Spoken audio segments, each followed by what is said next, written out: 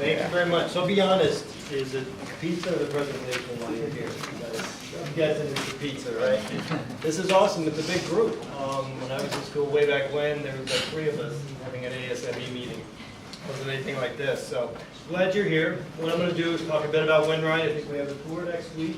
Next Friday, which is awesome. You can see a lot of our stuff in action in our tech center. But I'm going to tell you a bit about our industry and what we do. And we're an engineering company through and through, so a lot of engineering opportunities in what we do, and a lot of technologies that we're applying. As far as the presentation, I like to keep it very informal. Interrupt me with questions at any time. I'd rather you do that, and that way I know I'm getting the right message out. So don't worry about it. If I'm in the middle of something, just raise a hand or blurt it out. Either way is fine with me. So who are we? Wynright is, well, what we do, we engineer, provide support, and optimize material handling solutions. Material handling means moving materials, right, from point A to point B. The main industry that we play in is in supply chain logistics. What we're mainly concerned with is moving items, totes, parcels, cartons throughout a distribution center in most cases. We also deal with things on pallets. You think about grocery, most retailers move a lot of stuff on pallets and such. And we also, and I'll show you some of the videos we have. We deal with a lot of sea containers, cargo containers. Think about most of the things that we're buying is coming in from overseas, so that's a big part of what we look at and what we do within these DCs. So what's driving the industry that we're in is, right now the big one is obviously e-commerce, and the retailing buzzword for that is omni-channel, meaning that you can walk into a Kohl's or to a Macy's or to any place, and if you don't like what you see in the store, you can be on your phone right away, and you can be buying it, or you can go to a kiosk or something like that.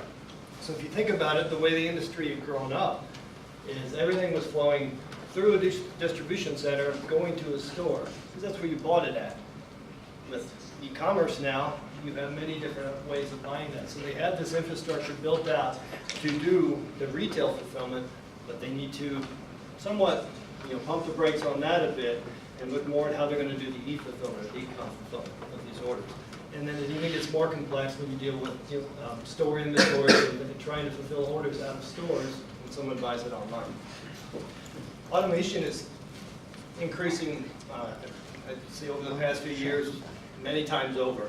When I first started, it was, there was some mechanical equipment in these distribution centers, but more and more, it's a lot more automation that we're seeing. And what's driving that is that people want things now, they want them quickly, and you don't like when you get your order and it's not what you ordered, right? When something, so accuracy is a big part of this.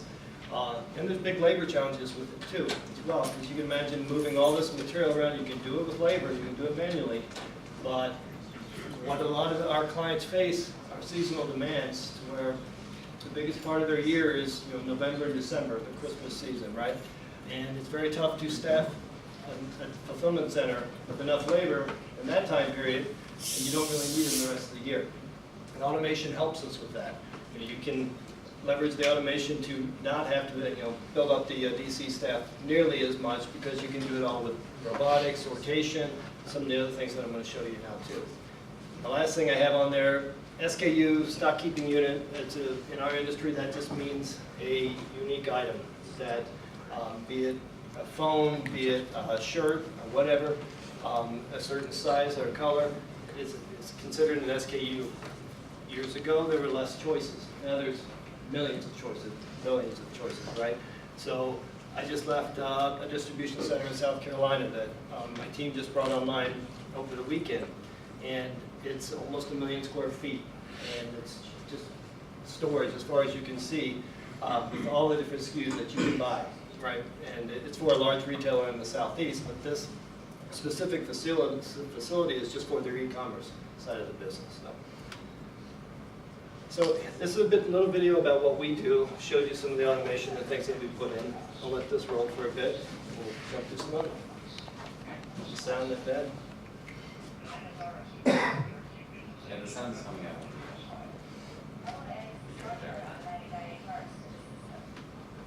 So I'll talk over.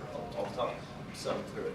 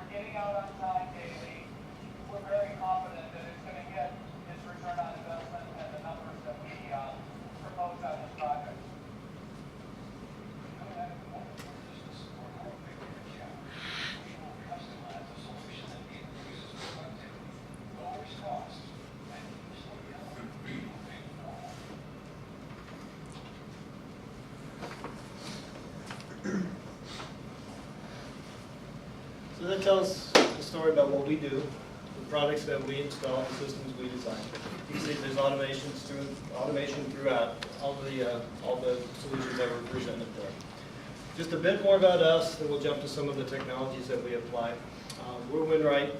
We're here local, founded in the Chicago area. We have a couple offices, one in Elk Grove, one in Oak Lawn. For those of you going to the tour next week, you'll see the one in Oak Lawn.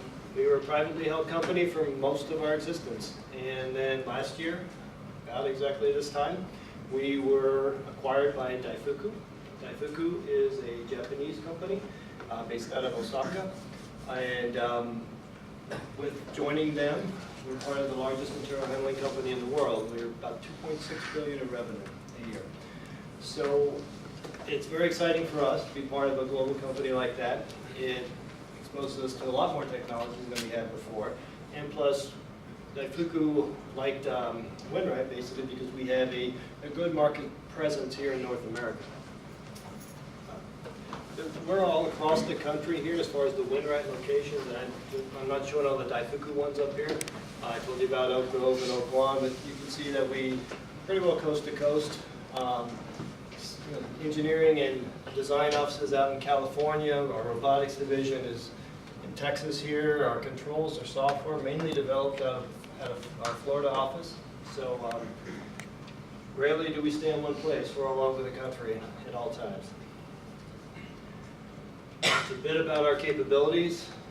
We'll see some videos of these coming up. A lot of conveyance and sortation. ASR stands for Automatic Storage and Retrieval Systems. So you saw the big cranes going up and down the aisles that are selecting either individual cartons or totes from racking automatically and bringing them down so we can process an order or fulfill an order with those. GTP is an industry buzzword for us. It stands for Goods to Person, and that is one of the things that's really catching hold in our industry now. I talked to you earlier about the labor demands of running some of these fulfillment centers.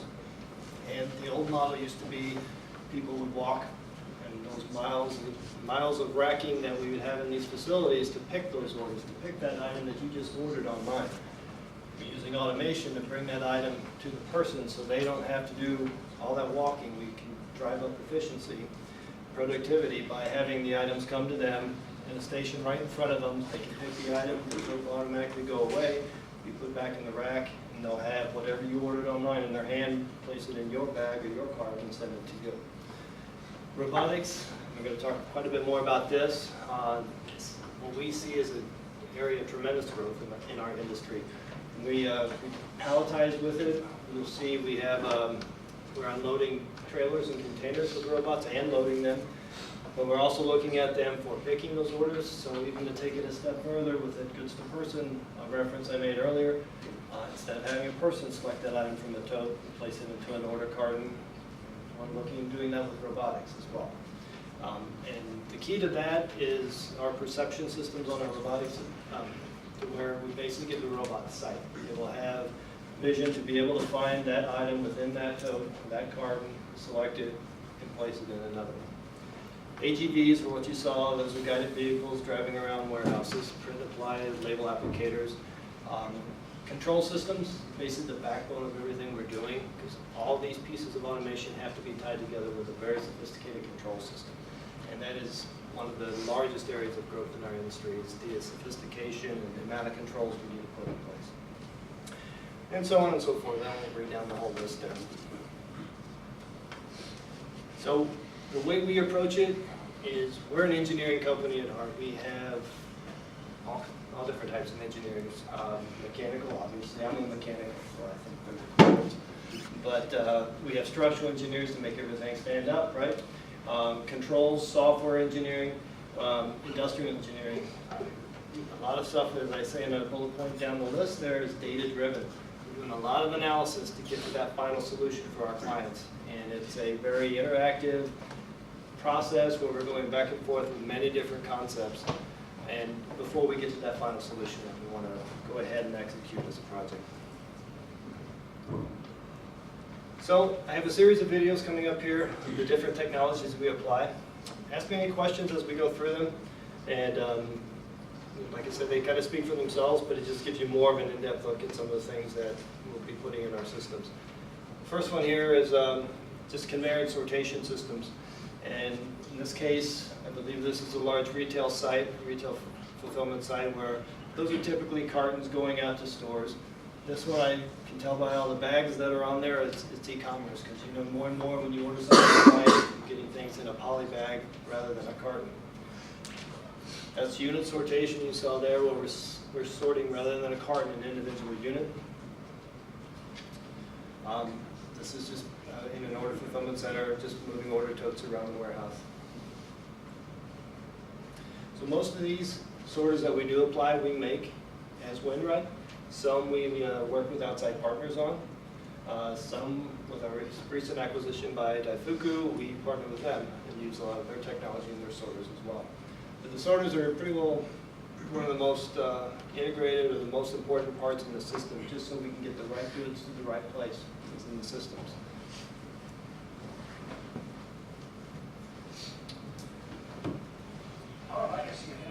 And the next one, there's some audio of this. This is more on ASRS, and this is a dual assist system. I'll let the videos demonstrate it.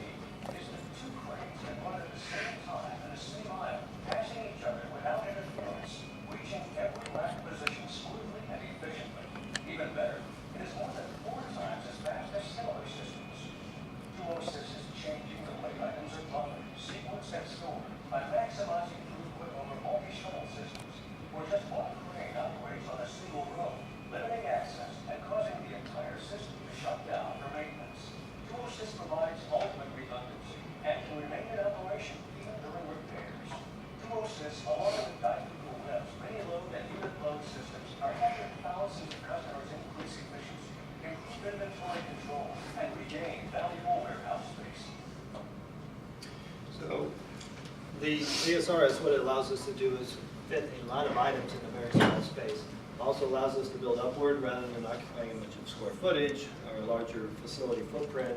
We can use vertical height. And as you can see there, it's all accessed by these cranes. It's essentially a robot on a rail, so to speak, that knows its positioning, knows where it's going, goes and makes that selection, brings it back down to the station for whatever process is taking place on the floor. In many cases, these things can be 150 feet tall.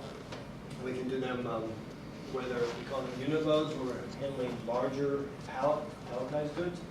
You see that a lot in grocery, a lot of food service. And then as far as these items, or these cranes that you're seeing here, we're handling smaller boxes and totes, which you see more in the e-fulfillment of the e-commerce facilities that we're designing.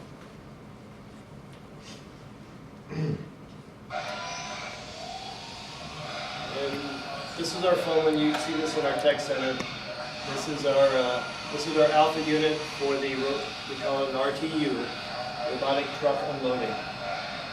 I'll let it play for a bit and then we'll talk more about it.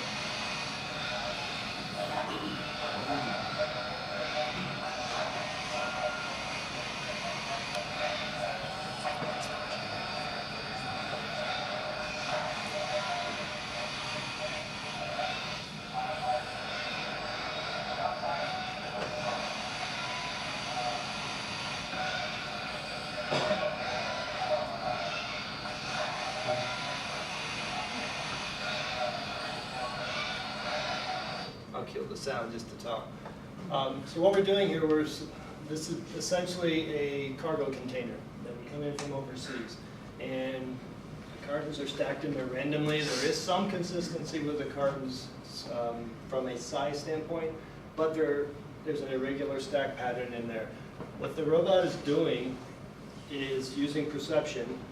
It has basically the same thing that's on an Xbox Kinect controller on it, right? Or Kinect system.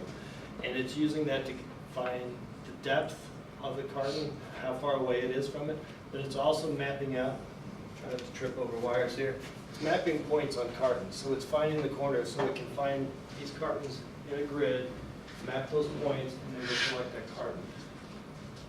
So it will automatically drive into the truck, and it will automatically back out when it's finished. So it's a fully automated process. Drop it on conveyance, the conveyor will then lead into the warehouse or the DC, and then be sorted using the other technologies that we would apply. So essentially, these can replace all the labor that were in these trailers, all the personnel that were unloading these, and that still do. There's many millions of these containers coming into the U.S. every year. Yeah. How is it actually grabbing the containers? It's using a combination of a vacuum and then a grip. You saw that it,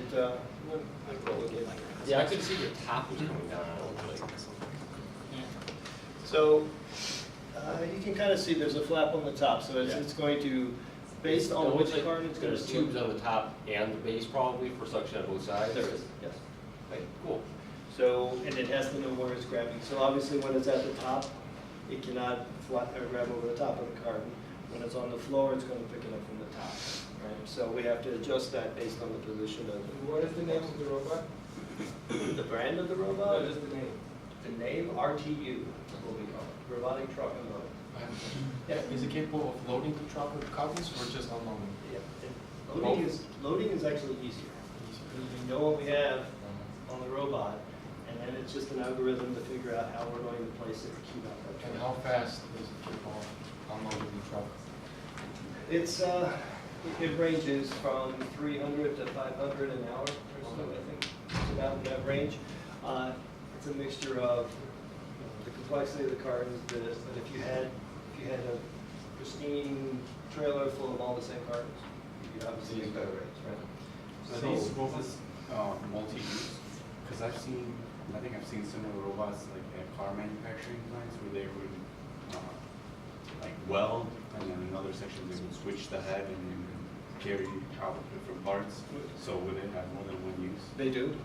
In this case, the way we designed this would move through this trailer and load it, and then it would automatically drive out, automatically drive to the next trailer on the next dock door, and start again. So you only have a small switch over time. But yes, absolutely. The arm itself, there's several manufacturers of robotic arms. So those are somewhat of a commodity. You just spec out the reach, the different dimensions that you need, the payload that you need for it, and then it's the end effector of the tooling as far as what we're going to grab with, and the software and the controls to drive it. But you're exactly right, yeah, you can switch it out for multiple uses. Is this hydraulic or is it electric? Or both? It's electric servos basically to move the arm around, and then it uses pneumatics or vacuum for the gripping mechanism. Does that have the ability to weigh out the packages as well? Like when loading a truck, there's certain standards across the road? We haven't, not with the robot itself, but we'll do that further upstream where we have inline weighers, or in this case, usually you're not going to need to capture that weight when you're leaving the trailer, but when you're loading one, we can look at that, and we can do high speed or even lower speed. So it already inline knows check the weight. weight prior to being loaded? What's that? So it already knows the weight prior to being loaded? Exactly. Okay. So that goes back to the software we were talking about earlier, that we know what we're going to put in that trailer. We've already cubed the trailer out in the software, and we know what the load is going to be at that point. What about irregular packages? Irregular? Yeah. They're very challenging. So we, right now, we're in a pilot program with a major retailer where we're unloading a lot of similar type SKUs within the trailer. So imagine a trailer full of toasters or some other small appliance or shirt or shoe boxes coming in. So that's where we're at right now, but we keep pushing it because we need to get to the irregular package. Now, the ones that really cause us problems if things are soft-sided. In some cases, there's bags, poly bags in there, or basically plastic bags. Very difficult to find, locate, and grip, and pull those out. Because we've looked at it, if you think of in the FedEx, UPS, USPS world, they're handling whatever you want to ship your package in, right? So if you've ever looked in the back of one of those trailers, you stand back when you open the door because a lot of things can come out of there because it's just all jumbled up. Those would be very challenging, but those would definitely be an area we want to keep pushing toward to be able to handle that. But it would take more advances in the perception and then also how we grip and able to find and look or grab on it. How will it unload the the container that it's neatly stacked, because the arm kind of sucks from the top, like it creates a vacuum, that's how it holds the packages. But if it's all the way to the roof, The top, so if you will, it hinges like this, so you grab a carton from the top if it's on the lower tiers. The top one, we're actually going to keep that, actually, let me just run it again real quick. it becomes flat, all of it. It does. Yeah. So you can see the yellow part is actually flat from the top packages. So we're only going to grab that carton from the side of the flat surface like this. So we'll go all the way up to the trailer, and then we'll only activate the vacuum ports on it that we need, because we've already determined what the size of that carton is. Pull it out. Sorry, oh yeah, what's the weight limit for a script? What's the weight limit for Yeah, that? for a script. I think in this case, I think we're designed up to 75 or 80 pounds. But that's adjustable, right? We can, you know, use a larger arm for a greater payload, or do other things with the end effector. And also, do you like vary the suction? You know that the packages are going to be very light. Do you like vary? In some cases, they may. Probably not as critical, you know, because obviously you want the heavy one is the one you're worried about, right? You know, so you don't drop that. So we designed for that. Yeah. How long does it take for the cost of building the robot to break even with the amount of money you paying laborers? So, in simple terms, we can justify usually in less than 2 years. What it needs is a constant stream of inbound freight, basically. So, if in an operation that's running around the clock, 3 shifts, it'll justify quicker than that. But in something that's probably a 2-shift operation, it's usually around the 2-year mark. Any other questions? It's robots again, right? Yeah. Does this still needs someone to watch it, like an operator? It does. So we will specify to our clients that you need a tender, but a tender can usually watch between 3 and 4 of these at a time. Because there will be, just like the question that was asked before, you know, some irregular shaped package or something that will cause a hiccup from time to time. But so if you think, you know, if you had one tender watching 4 docks, it's basically 4 you know, full-time labor equivalents that you're pulling out of your operation and training for one, more of a technician to be a tender. Can it check slicks or like I'm sorry. for the loading process? For Can the it, loading? can it check the package, like if it goes there or not? We would typically do that upstream. We've looked at trying to do a scan of the carton to pick up like shipping information, but it's a lot easier for us to do that with cameras and barcode scanners further upstream before we deliver it to the robot.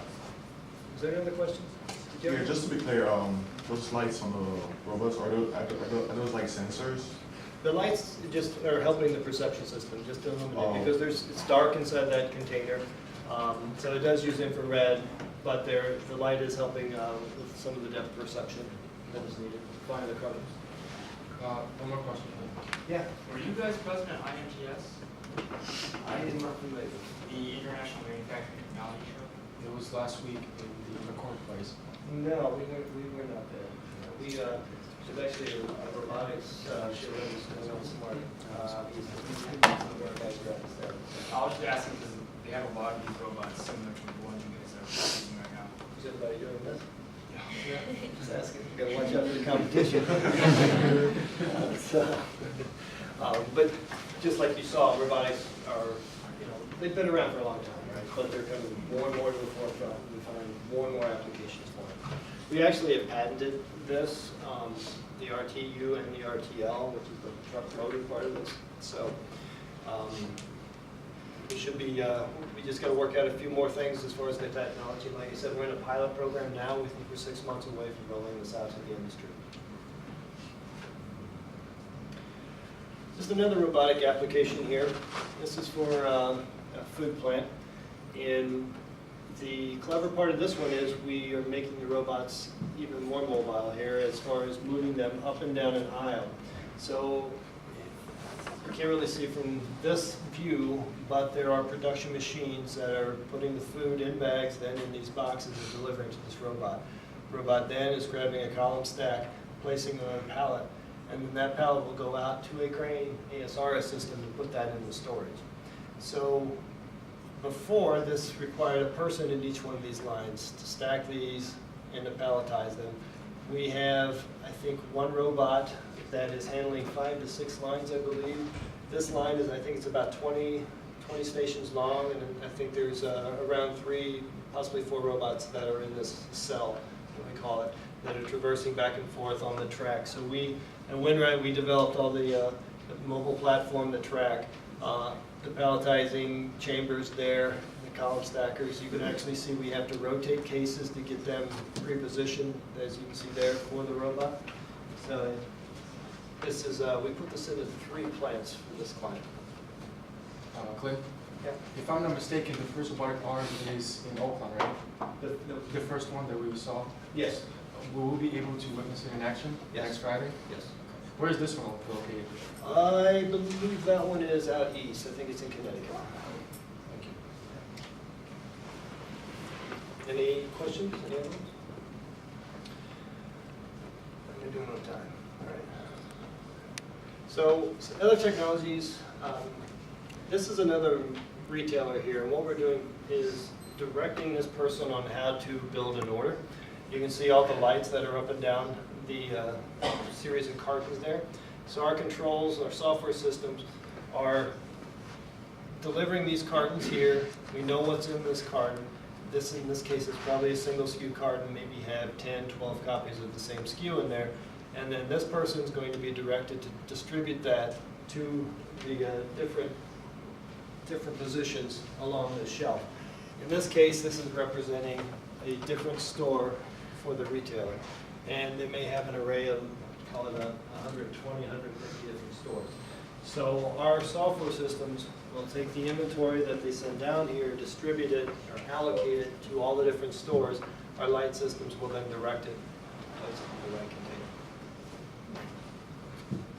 And this is something else that you can see in our tech center. We have this modeled up there, and it's something else that Wynright does design and deliver for our clients. Other things that's neat with what we do. I bet you play with simulation models some with some of your design work here and some of your studies. So what this one is showing is this is that Skechers facility. We saw a little bit of that in the video earlier. Before we built anything, we did a full computer model on this, and you can actually see the different cranes moving in and out of these rack aisles. This is a large unit sorter that is sorting the shoe cartons down to different lanes. And you can see all the yellow and the red moving on it. It's just representing all the carton movement that's going on in the facility. So in order to build this entire model, it takes many hours to do it, but it also takes a significant amount of data. And what our clients will do is give us the order data from an entire year. And our engineers will take the data, break it down into the formats that we need, and we will actually then build a computer model and simulate a day's worth of data, or a week, or a month's worth of data going through this facility, just to make sure we're going to get the performance that we're shooting for, and determine any bottlenecks or any issues. You'd rather do it on the computer screen than, in this case, it was a 1.8 million square foot warehouse, and changes are very costly when we get out to the field. So it's just another important tool to us and another piece of technology that we apply almost every day. There's a question. Do you guys design this around an existing structure, or do you build a structure around? As far as the building shell Yeah. itself, in many cases our clients will come to us and they've already identified the size. We can at times help them determine what that size would be. So usually building first, we're given a footprint and we fit within that footprint. In some cases, we will build the internal, we'll design and they'll build the building to fit, the model that we, or the design, the concept that we came up with. Do you pretty much exclusively do e-commerce and warehousing solutions, or do you do more like manufacturing side, or I just think like airports even, systems similar to this? As Daifuku, we do every bit of that. We have a whole baggage handling division that does just with, for all the sortation, all the transportation in the bags within the airport. We have an automotive division that works with all the big US Big Three and the Japanese Big Three car manufacturers. And we're doing line side delivery to the manufacturing operations. We're doing a lot of the, you saw the smart cards in the video. The assembly lines get more and more sophisticated. We're using the smart cards, to move from cell to cell within manufacturing. So yes, it's not, in my world, a lot of it is the e-commerce and the retail side of it. But in a Wynright, in a Daifuku world, we do all of what you just mentioned. Yeah. What kind of software are used to create these kind of simulations? And for this one, we use the software called AutoMod. It's actually it's quite old. It's around, I think, I want to say early 90s, but it's been upgraded quite a bit over the years. But we found it to be very effective in modeling what we do. We also have a firm that's part of our group that's in the UK, and they've developed another simulation package. Have you used Demo 3D, or have you heard of that?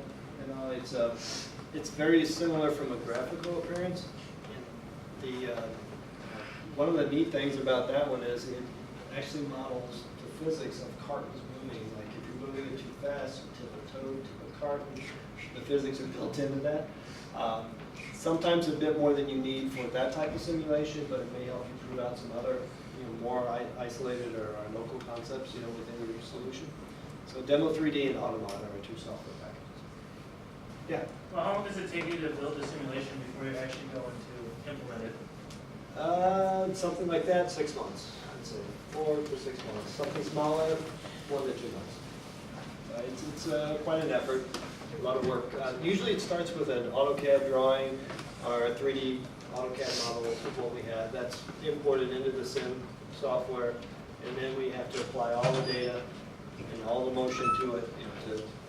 Actually, the graphic part of the simulation, even though it looks cool and it's good for our clients to see things moving, what we really want out of it is the data to come back out of the simulation. It tells us how it's performing. We can model the labor, we can model the efficiency or the productivity in the whole DC. That's what takes a lot of time to extract that. The cool thing is you can run a whole week's worth of orders through one of these facilities in an hour or something. So we do multiple experiments. Try this, try that. What if you ran the orders this way or broke them up into different groupings?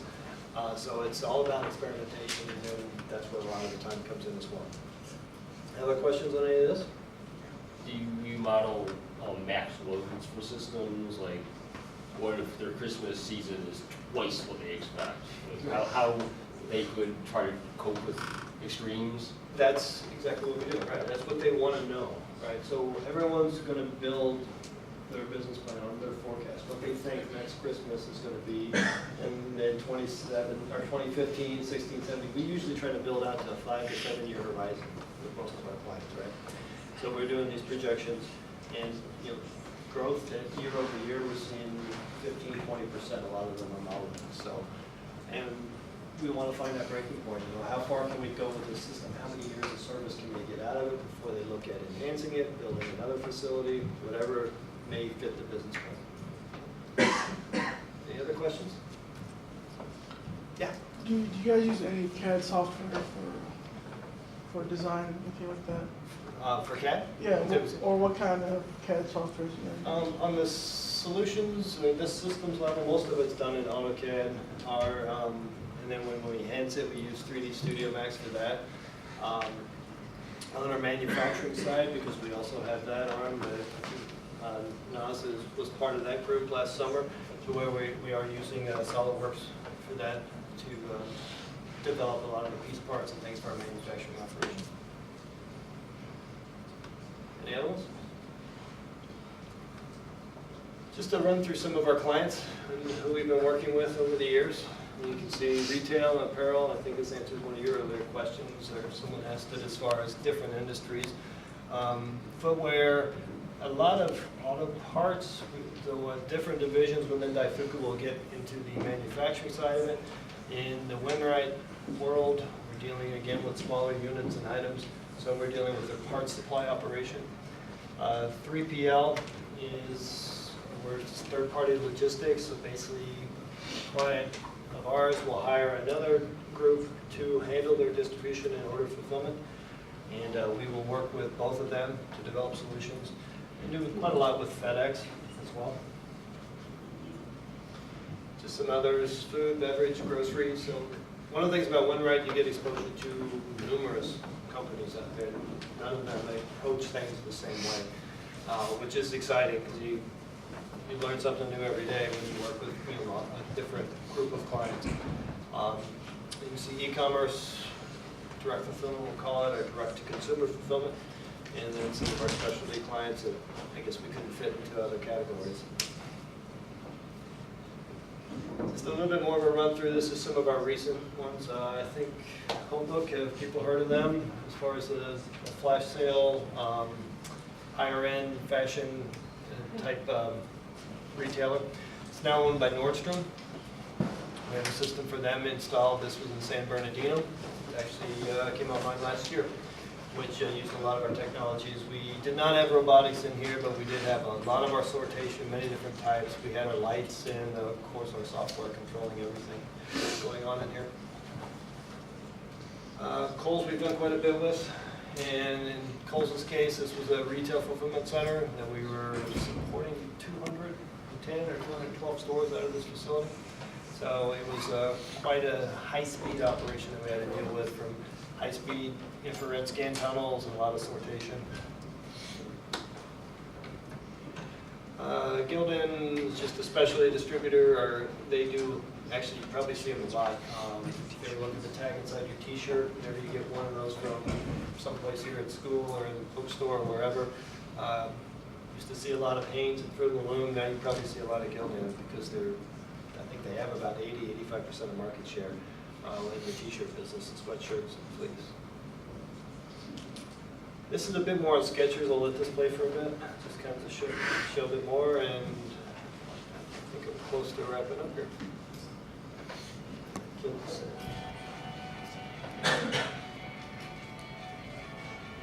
So Skechers was a 1.8 million square foot facility that we did. We did the complete design, worked with them on the building selection, for the question I had earlier, and they consolidated multiple DCs into one.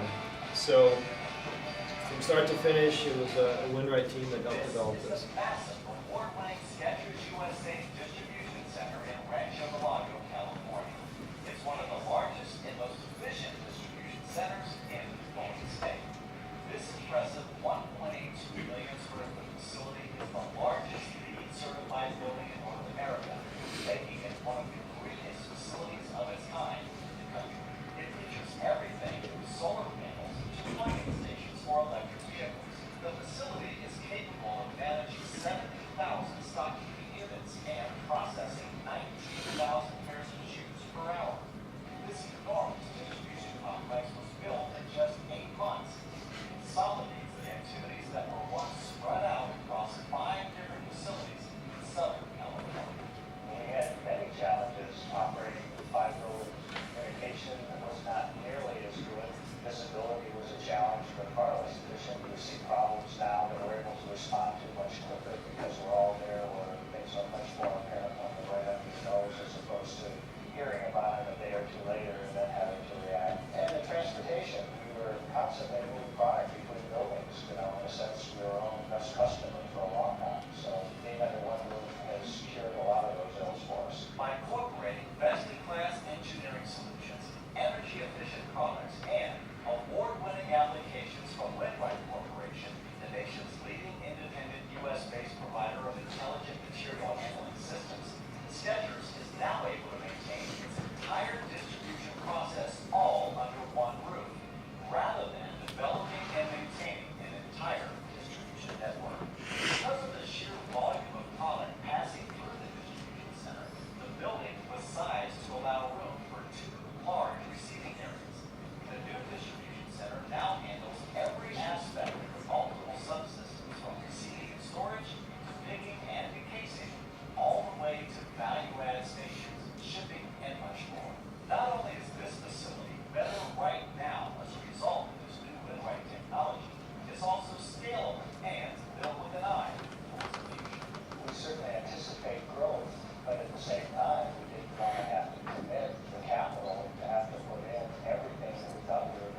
5 years down the road. And that the system is scalable for us means that we can wait to commit those funds and use it for something else in the meantime, which could be much more critical to our organization. The automated systems that are in place were designed to reduce Skechers' cost of goods sold while effectively handling their current requirements and still being able to add on to those systems down the road as the business grows. Streamlining the day-to-day order activity processes has reduced the number of times a product is actually touched between receiving and shipping by at least 50%. This translates into not only time saved, but improved order accuracy as well. And it's all because of the amazing transformation that took place in just 8 short months with Wynright Corporation inside the walls of this mega distribution center in Southern California. And it was extremely impressive. I think that Wynright did a great job with the project management piece. We had a terrific construction crew as well, and the communication among all of the people involved. And I can't tell you how critical that was and how difficult that was at times, just because of the sheer logistics. It was incredibly impressive. But the communication was great. They've been absolutely terrific to work with. So it's a bit of a commercial, I know, but it shows you a lot of technology. So, I just close with some of the things within our industry. There's tremendous amounts of engineering opportunities. As I mentioned, within our company, mechanical, electrical, software, structural, industrial. I mean, all disciplines almost fit into what we do. From a design standpoint, I went through a lot of systems design, I'll call it. Someone asked me earlier about some of the programs we're using. We're doing machine design as well. A lot of the technologies, a lot of the things that you saw in these videos are products. I think you did some of that last summer, right? Dealing on the machine or the design side of that. So all definitely things that we're doing within Wynright. Project systems engineering, I'll call it. So some of the first things we do on the design side is dream up what can be built, but then it's a team of engineers to build what we just dreamt up, right? So software and controls, as I mentioned before, that's the backbone of what we're doing. It's all got to communicate, work together, or it's not really going to be a success. And data's huge in what we're doing now. I'm not sure how much exposure you get to data analysis with your coursework here, but having people that have an engineering mindset and that analytical side of it to where they can interpret data sets as they come out is key to what we're doing.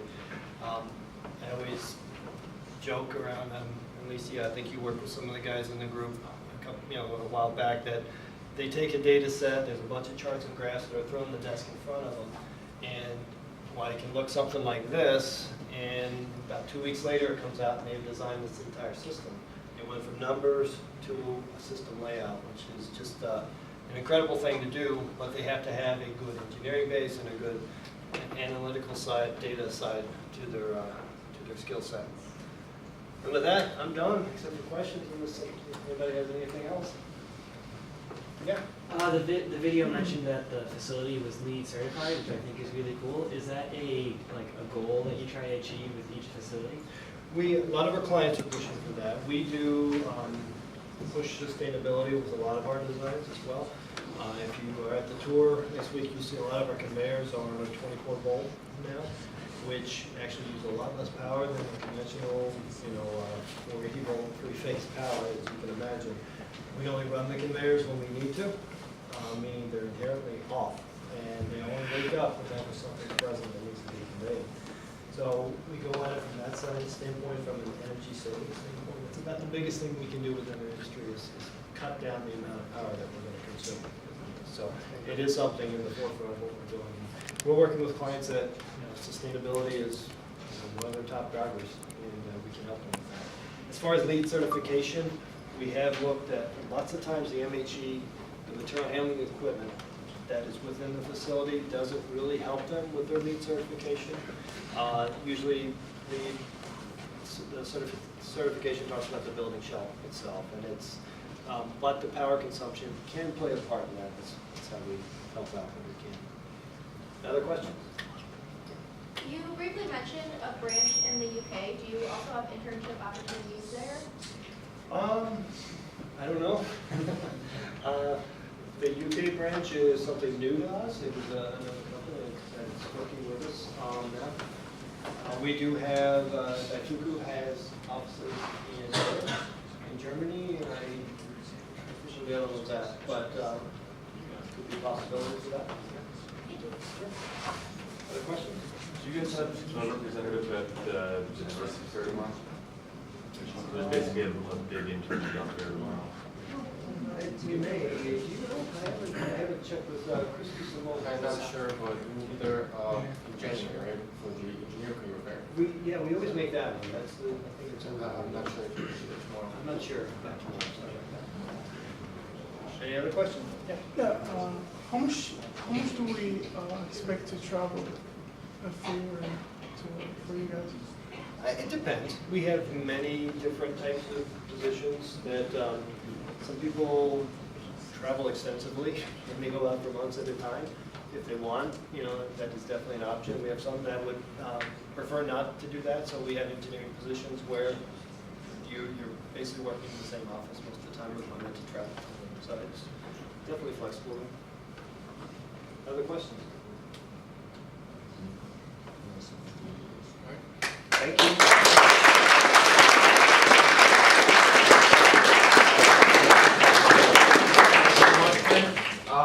We have some more pizza left and we have plates. If you guys want some extra.